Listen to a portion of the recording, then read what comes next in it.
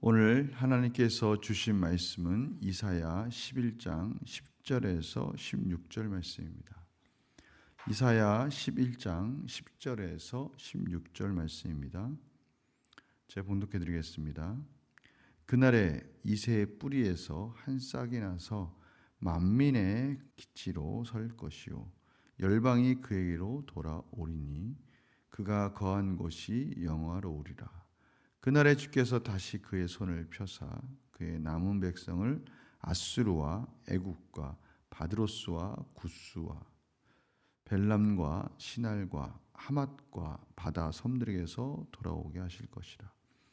여호와께서 열방을 향하여 기치를 세우시고 이스라엘의 쫓긴 자들을 모으시며 땅 사방에서 유다의 흩어진 자들을 모으시리니 에브라임의 질투는 없어지고 유다를 괴롭게 하던 자들은 끊어지며 에브라임은 유다를 질투하지 아니하며 유다는 에브라임을 괴롭게 하지 아니할 것이요 그들이 서쪽에서 블레셋 사람들의 어깨에 날아앉고 함께 동방 백성을 노략하며 에돔과 모압에 손을 대며 암몬 자손을 자기에게 복종시키리라. 여호와께서 애굽 해만을 말리시고 그의 손을 유브라데 하수 위에 흔들어 뜨거운 바람을 일으켜 그 하수를 쳐 7갈래로 나누어 신을 신고 건너가게 하실 것이라. 그의 남아있는 백성 곧 아수르에서 남은 자들을 위하여 큰 길이 있게 하시되 이스라엘이 애굽 땅에서 나오던 날과 같게 하시리라. 아멘. 하나님께서 오늘 다윗의 자손 진정한 왕이신 예수 그리스도의 통치로 말미암아 이루어질 놀라운 그 회복의 내용들을 설명하고 계십니다. 남은 하나님의 백성들을 동쪽, 서쪽, 남쪽, 블레셋, 암몬, 모압, 또 흩어져 있는 애굽 각 장소에서 불러서 하나님의 백성들을 흩어져 하나님의 백성들을 회복시키겠다. 그 땅을 정복하고 승리하여서 그들을 모으실 것을 말씀하고 계십니다. 사방에 흩어진 백성들을 이렇게 회복하는 과정 속에 이제 북쪽 이스라엘과 남쪽 유다도 서로 이제 이전에 서로가 앙숙이었지 않습니까? 그러나 이제 적대적 국가가 아니라 이제 화합해서 또 남북이 하나가 되는 그런 또 모습들을 말씀해 주고 계셔요. 하나님이 이스라엘 백성들을 애굽에서 구원하실 때 그 홍해를 마른 땅으로 만드셔서 홍해를 가르시고 그 땅을 이스라엘 백성들이 걸어가서 구원의 은혜를 받았듯이 이제 유브라데 땅, 유브라데 강도 하나님께서 신을 신고 노예가 아니라 당당하게 그곳에서도 포로에서 회복시키실 것을 말씀해 주고 계십니다. 제2의 출애굽 역사를 완성하시겠다라고 말씀하시는 것이죠. 하나님의 역사가 오늘 말씀 가운데 보면 이스라엘의 어떤 강함에서 시작되는 것이 아니라 완전히 포로 되었던 때, 아무것도 할 수 없었던 때, 그때 하나님께서 그렇게 하시기로 결정하시고 온전히 하나님께서 그 역사를 이루시겠다라고 말씀해 주시는 그런 내용들을 저희들이 보는 겁니다. 전적인 하나님의 은혜이고 역사를 주관하시는 하나님만이 하실 수 있는 일들을 하나님께서 지금 완성하시고 이루어 가시겠다라고 말씀해 주시는 것이죠. 저희들은 오늘 말씀을 통해서 저희들의 삶에 있어서 다시 한번 예수 그리스도의 십자가 은혜, 하나님의 은혜가 아니면 살 수 없는 거구나. 우리가 뭔가 할 수 있다라고 생각을 하기 시작합니다. 구원을 받고 이제 뭔가 분별력이 생기면 아, 그래. 이제 내가 뭔가 하나님이 기뻐하신 일을 할 수 있구나. 내가 이제 뭔가 하나님이 기뻐하신 일을 해야지 라고 결심을 하는 것이죠. 실질적으로 또 하나님이 원하시는 뜻을 열심히 하려고 노력하기도 합니다. 그런데 그때마다 저희들이 만나는 것이 있습니다. 그것은 수천 번, 수만 번 넘어지는 우리 자신을 발견하게 되는 것이죠. 심지어 어떤 분이 저한테 그렇게 말씀하셨듯이 그렇게 수천 번, 수만 번 넘어져도 다시 하나님께 아주 상습적으로 나아가서 하나님께 회개하고 은혜를 구하는 이러한 모습 괜찮나요? 혹시 이게 너무 상투적인 그런 회개의 모습 아닌가? 내가 정말 하나님의 백성이 맞나 싶을 정도로 그런 모습을 볼 때 참 안타까운데 왜 그렇습니까? 라고 그렇게 질문을 하는 그런 성도님들의 질문도 받곤 합니다. 그런데 저희들이 그럴 때마다 오늘 이사야서 말씀을 저희들이 묵상하면서 이곳에서 저희들이 다시 한번 힘을 얻고 소망을 얻었으면 합니다. 오늘 이사야서가 계속해서 말씀해 주신 내용이 뭡니까? 끊임없이 반복해서 말씀해 주고 가르쳐 주신 내용이 뭐냐면 그런 소망을 가질 수 있는 가치 있는 그런 백성이 아니었다. 완전한 하나님의 은혜가 아니면 안 된다라는 것을 저희들에게 말씀해 주시는 거예요. 기드온을 통해서 미디안을 구원해 주셨던 그 하나님을 선포하는 겁니다. 미디안의 나를 하나님께서 만들어 주시고 미디안을 죽일 때 오레바이에서 쳐서 승리하는 그 모습, 그 모든 것들은 그 소심하고 연약한 기드온, 그 연약한 기드온을 하나님께서 찾아가셔서 큰 용사라고 말씀해 주시고 하나님께서 그 큰 용사라고 선포하신 내용을 이루어가는 내용을 저희들에게 보여주는 겁니다. 사사기 6장 12절에 하나님께서 이렇게 말씀하시죠. 여호와의 사자가 기드온에게 나타나 이르되 큰 용사여 여호와께서 너와 함께 계시도다. 바로 이겁니다. 하나님이 함께 하시니까 큰 용사가 되는 것이죠. 이사야서가 말씀하시는 내용이 그겁니다. 하나님이 하시니까 하시는 겁니다. 하나님께서 하시겠다고 했으니까 그 구원을 이루시는 겁니다. 이새의 그 뿌리에서 이새의 싹이 나오는 겁니다. 이새의 싹이 나와서 하나님의 뜻하신 구원을 예수 그리스도를 통해서 완성하시는 겁니다. 오늘 바로 그 내용을 다시 한번 설명해 주고 계십니다.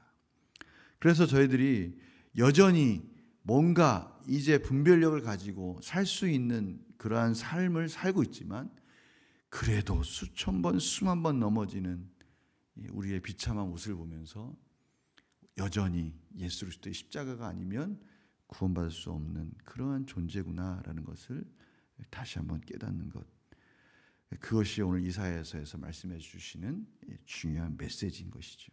그러니까 심판과 구원이 늘 같이 가면서도 구원의 은혜가 계속해서 선포되고 있는 겁니다. 고린도후서 4장 7절에서 10절에 바로 이러한 내용이 나와 있어요. 우리가 이 보배를 질그릇에 가졌으니 이는 심히 큰 능력은 하나님께 있고 우리에게 있지 아니함을 알게 하렵니다. 질그릇 같은 저희들 안에 하나님의 보배가 담긴 것을 알게 되는 겁니다. 다행히 그릇은 그릇이에요. 그런데 질그릇입니다. 그래도 그릇이 된 게 얼마나 감사합니까? 보배를 담을 수 있는 그릇이 된 게 얼마나 감사합니까?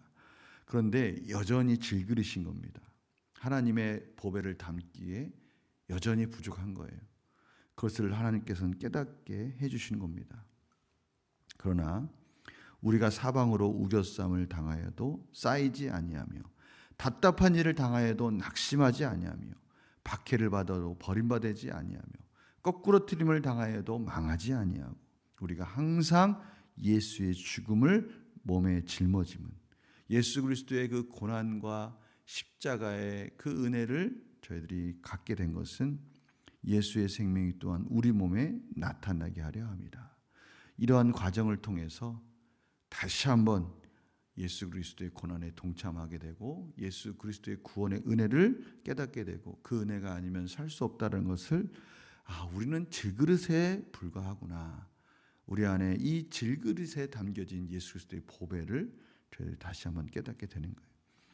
그래서 사도 바울은 이렇게 고백을 합니다. 고린도후서에 보면 11장 30절에서 내가 부득불 자랑할진대 내가 약한 것을 자랑하리라.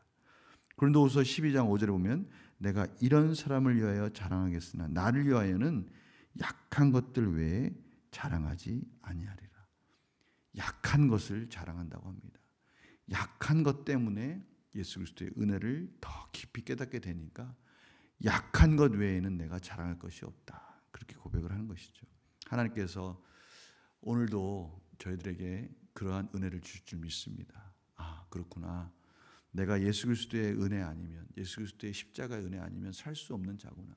내가 구원받고 나서 좀 뭔가 할 줄 알 것 같았는데 여전히 하나님의 은혜가 아니면 살 수 없는 자라는 것을 다시 한번 깨닫게 되고, 저희가 주일에 나눴던 것처럼 하나님의 은혜, 성령님의 도우심을 구하는 그런 삶으로 살아야 되겠구나라는 것을 다시 한번 깨닫게 됩니다.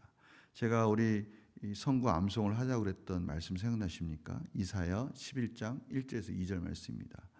이새의 줄기에서 한 싹이 나며 그 뿌리에서 한 가지가 나서 결실할 것이요. 그러면서 하나님께서 성령의 은혜로 주신 그 6가지 지혜에 대해서 제가 말씀을 드렸습니다.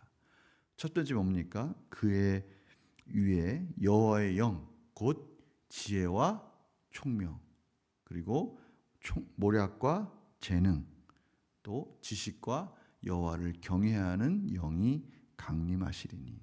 우리 안에 그 놀라우신 성령님의 은혜가 있을 줄 믿습니다. 우리에게 역사를 바라보면 지금의 시기, 지금의 때에 무엇을 결정해야 되고 무엇을 선택해서 나아가야 될지 하나님의 통찰력을 주셨어요.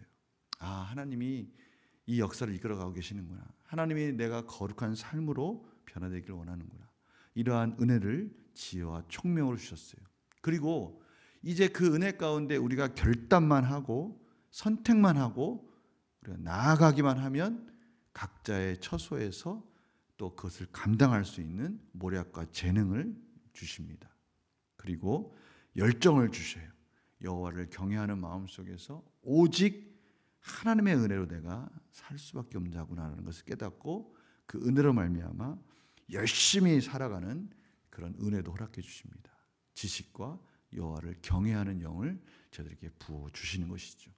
저희들이 이런 은혜로 살았으면 좋겠어요. 이런 은혜 가운데 하나님의 놀라우신 그 붙들림 속에서 저희들이 오늘 하루도 승리하는 그런 삶으로 살아가셔서 하나님이 기뻐하시는 예수 그리스도의 십자가, 이 질그릇 안에 담겨진 보배가 더욱더 드러나는 그러한 소중한 삶으로 하나님께 영광 돌리기를 간절히 축원합니다. 자, 기도 마치겠습니다. 하나님, 오늘도 저희들에게 하나님의 지혜와 총명과 모략과 재능, 지식과 여호와를 경외하는 영을 허락하여 주셔서 깨어있게 하여 주시고 분별하게 하여 주셔서 하나님이 기뻐하신 삶으로 하나님께 영광이 되게 하여 주시옵소서. 예수 그리스도의 십자가가 우리 가운데 놀라운 은혜로 정말 소중하다는 것을 다시 한번 깨닫게 해주시고 그 은혜로 살게 하여 주시고 저희들이 힘들고 어려울 때마다 더욱더 그 십자가 붙들고 승리하게 하여 주시옵소서. 감사드리며 예수님의 이름으로 기도드립니다.